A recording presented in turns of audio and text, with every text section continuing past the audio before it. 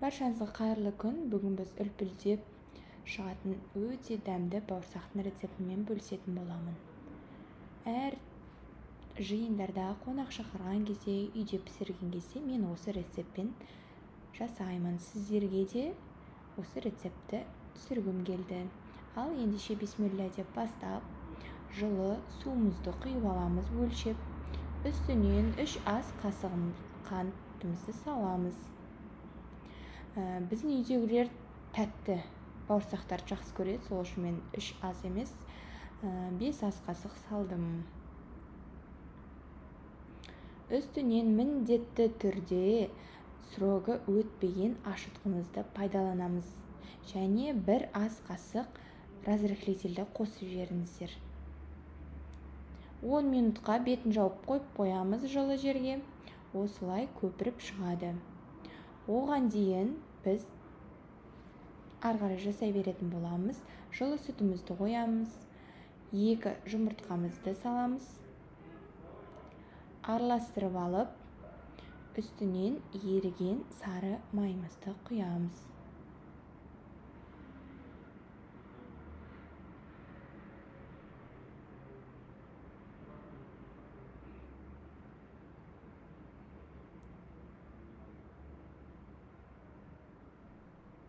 Ертілген сары майымызды құйып болғаннан кейін 2 ас қасық майонез саламыз.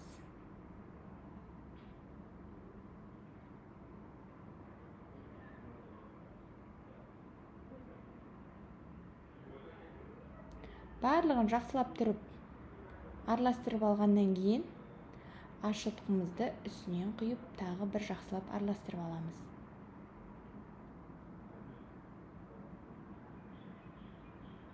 Ситадан өткізілген ұнымызды 3 бөлікке бөліп, 3 реттен саптырамыз. Ұнымызды ситадан өткіземіз, жақсылап тұрып араластырып аламыз.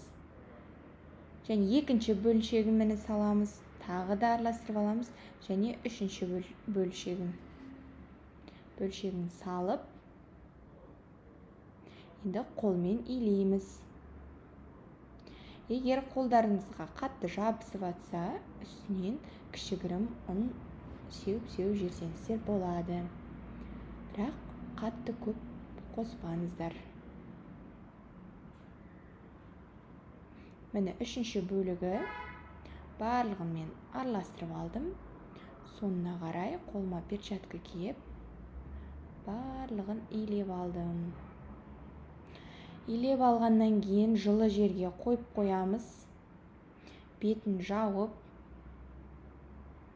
Мен бетін толықтай жаппағам. Сосын далаға күннің астына қойып едім. Жаңа кішкене шеттер ашылып қалыпты. 2 сағатқа негізі ашытып қойып қоямыз. Арасында келіп қайтадан илеп жерсеңіздер болады. 2-3 рет қайталап, сол кезде күшті болып шығады. Осы жерде қатты жұқа қылдырмаңыздар. Менікі қатты жұқа болып кетті. Бірақ сіздер бір 3-4 сантиметр болады. Менікі бұл жерде 1 сантиметр ғой деймін, шатаспасам. Өте жіңішке қылдырып қойыппын. Сонда да осылай әдем болып көтеріліп, осындай күшті бауырсақтар шықты. Негізі бауырсақтарды тоң маймен, жартылай тоң май және сұйық маймен араластырып қуырсаңыздар, бауырсақтарыңызға май жабыспайтын болады және ол дәмі де өзгермейтін болады. Егер тоң май жоқ болып тұрса, сұйық маймен қуыра берсеңіздер болады. Ал ас болсын, біздің үлпілдеп шығып тұрған бауырсақтарымыз дайын болды.